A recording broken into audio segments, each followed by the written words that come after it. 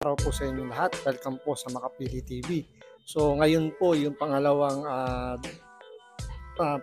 pagkakataon po na inaasahang dadalo po si VP Sara sa sabina po ng NBI.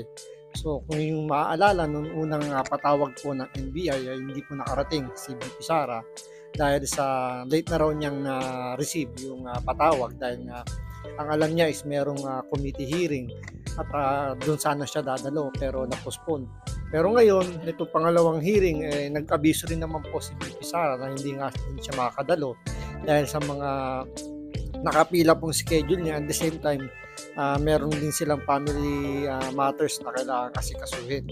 So, bali dito, nagpasalamat din naman po yung NBI dahil sa pagbibigay ng respeto ni VP Sara. At ganoon din naman yung ginawa ng NBI. Nagpasalamat din sila kay VP Sara dahil sa binigay din nitong respeto. Pero dito, dinetalye rin naman po dito ng NBI na base doon sa pinasang affidavit ni Vice President Sara Duterte, kaya hindi siya dumalo dyan dahil nga sa naniniwala siya na under pa rin naman ng administration ng NBI. So kumbaga ano niya yun, yun yung kanyang pagkakasaloobin kaya hindi siya umattend. Pero ito, panoorin po natin itong hearing ng NBI para mas maging detalyado po kung ano po talaga nangyari at ano po yung naging dahilan kung bakit hindi po nakarating si VP Sara sa pangalawang patawag po ng NBI. Pero syempre, bago ang lahat, kung hindi ka pa nakasubscribe sa Makapili TV, baka pwede naman pong pakipindot po muna yung subscribe button. At the same time, palike na rin ang video, wala naman pong bayad. Kaya pindot na. So ito, panoorin po natin itong NBI press con regarding dito sa pangalawang patawag po kay Vice President Sara Duterte para sagutin po yung mga aligasyon tungkol po sa death threat daw po kay Pangulong Bongbong Marcos, kay Lisa Marcos at kay Martin Romualdez. Ito, panoorin po natin. To step in and investigate threat sa Pangulo, First Lady, down hanggang sa Chief Justice. Ibinabalik niya lang sa akin yon, but then she did not specify kung sino tao nagte-threat sa kanya.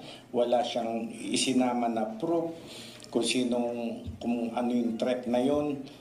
Ibinalik niya lang sa amin na yung sinasabi ko na we will investigate, but then yung hindi niya pag-appear hindi siya nakipag-cooperate para malaman namin kung sino nagte-threat sa kanya, no? Kasi wala namang specific maaaring magtanong kayo, bakit itong threat ni BP sa presidente iniimbestigahan nyo? Siya mismo nagsalita, kasi si BP mismo ang nagsalita nun. Alam namin kung kanino nanggagaling ang threat. Whereas yung threat kay Vice President, hindi namin alam kung sino yung nagte-threat sa kanya at siya lamang ang makakapagbigay sa amin ng information regarding that matter. Yes po. Next question, sir. Sabi niyo ba na mag-cooperate si VP Sara counter sa investigation sa allegation nga sa kantong pagpatay sa Pangulo? Yung cooperation niya, masasabi niyo ba na binigay niya yung cooperation niya na kahit tulad ng binigay? Well,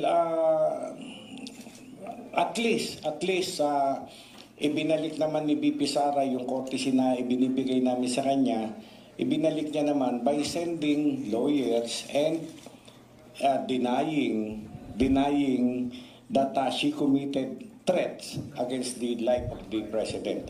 So ayun, sabi nga, respect begets respect, nare-respeto namin si VP, narespeto niya naman kami by sending a lawyer and advising that she will no longer appear. Instead, she just vehemently deny the accusation hurled against her. Okay. Next question from this corner. Yung na po kanina. Yes, sir. Very quickly lang po. Yung sa letter na sinabi mo, so it was written by the lawyer and with her conformity. Just want to clarify, how did she manifest her conformity? So did she sign it or was it specifically stated in the letter? Alright, yung portion na yun, That said, our client vehemently denies having made any threat constituting great threat under Article 2A2 of the Revised Penal Code in relation to Section 6 of RA 10175, terrorism or other punishable under RA number 11479. So, yun po. Dinideny daw ng client nila. Actually, the person speaking here is the lawyer. It's not the vice president. But then, it has her conformity. Therefore, tama, gusto niya yung sinasabi ng lawyer niya. Ganun po ang implication nun. So conformity meaning she signed the letter, sir? She signed the letter. Yes. Okay po. Let's hear from the sir in black. Yes, ma'am. Sir, by any definition, this is not an oath, affidavit under oath, no? That what's required by your Yes. Sabi ko na nga sa inyo, the letter is signed by the law office and with conformity of the Vice President. It is not the sworn statement that we are looking for or the counter affidavit that we are looking for. Thank you, sir. All right. Sir, yes po. Direk, paano si Sarah makintay na lang kung anong resulta niya investigasyon?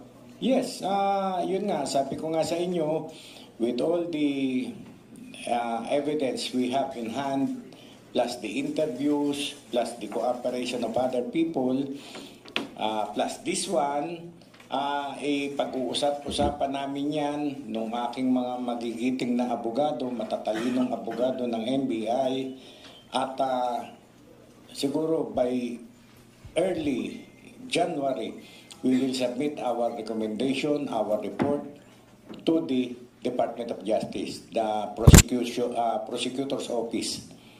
Ganun po. Yes, ma'am in white. Sir, ano yung impact nitong pinadala ng lawyer compared if magsasubmit siya ng counter affidavit? Mas maganda sana kung counter affidavit because counter affidavit ay siya ang affiant, siya ang nagsasalita. No, whereas ito, ang nagsasalita dito ay ang kanyang mga lawyer, nag-conform lamang siya dun sa sinasabi ng mga lawyer.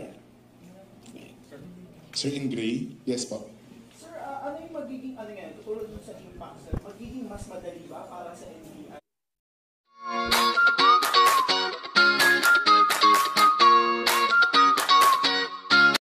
Sir, ano yung magiging, ano yan, tutulad dun sa impact, sir, magiging mas madali ba para sa NBI dahil yan na yung pinadala niya o dahil magiging mahirap dahil yung inaasahan na sworn statement ay hindi Alam nyo, mas mapapadali ang trabaho kung si ma'am ay nag-appear sa amin, nasagot yung aming mga katanungan para sa kanya, mas mabilis ang trabaho. Kaya nga sabi ko sa inyo, with this letter, with the clippings on hand, with the interviews we had, i-collate namin yan lahat at nakita nyo, almost 2 weeks or 3 weeks kaming mag-uusap-usap para makaformulate ng isang report recommendation na parehas sa lahat ng involved dito sa insidenteng ito.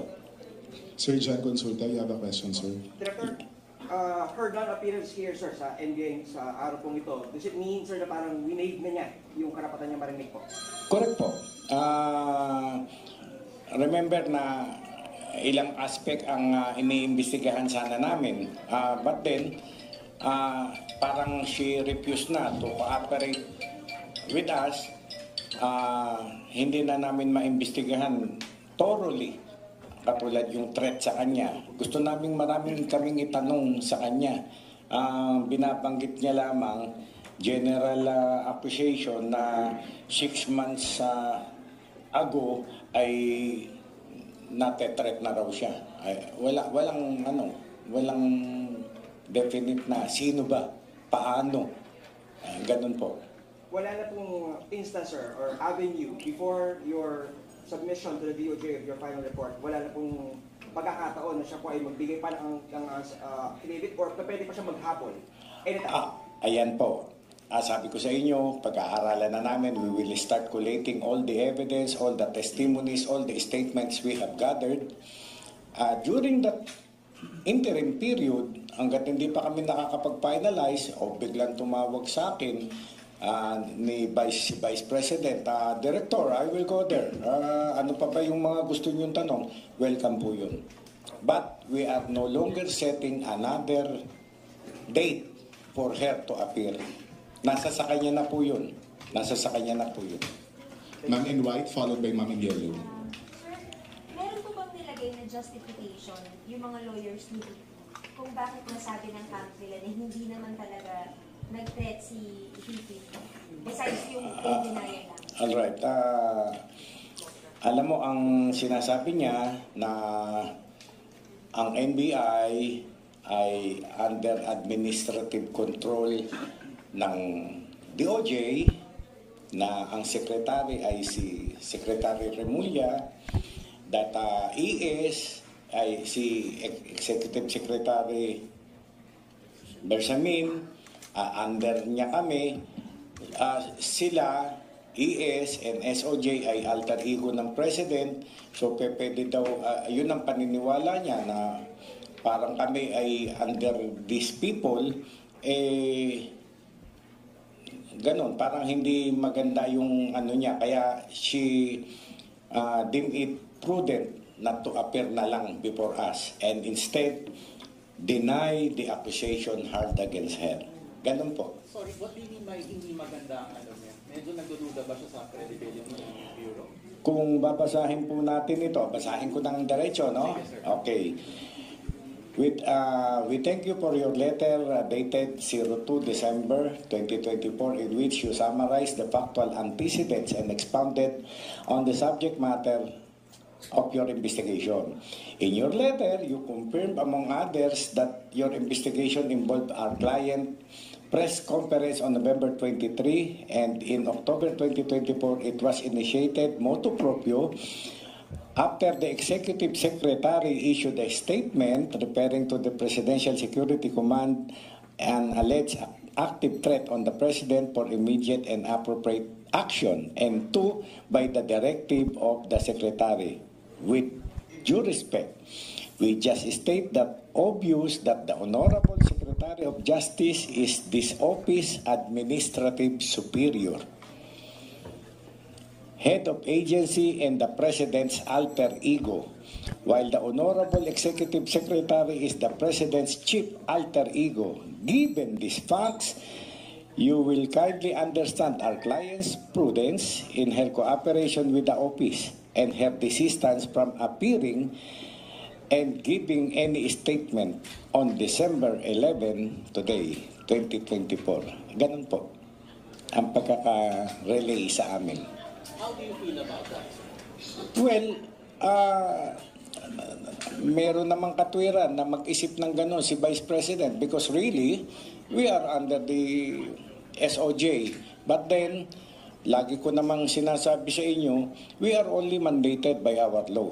Yung Republic Act 10867 na minamandate ang NBI to step in whenever there is threat to the President, Vice President, down sa Chief Justice. So, at ito naman na siguro nakikita nyo naman, lagi tayo nagkakausap tungkol this case, ay talagang pinipilit ko na ipaliwanag sa inyo, sa taong bayan, kay Vice President, that the investigation will be impartial.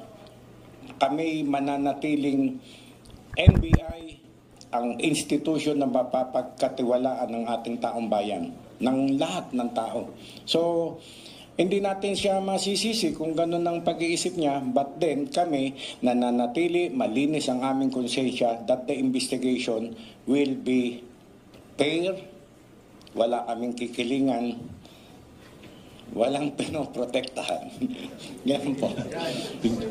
Serbisyong totoo lamang. So yun po, base po sa naging statement po ni Judge Jaime Santiago, ang ating NBI Director, hindi na po dadalo si VP Sara dahil nga sa paniniwala niya, which is totoo naman na under naman talaga ng administration itong NBI at ang DOJ. Yung nga lang, may assurance naman dito si NBI Director na magiging patas sila.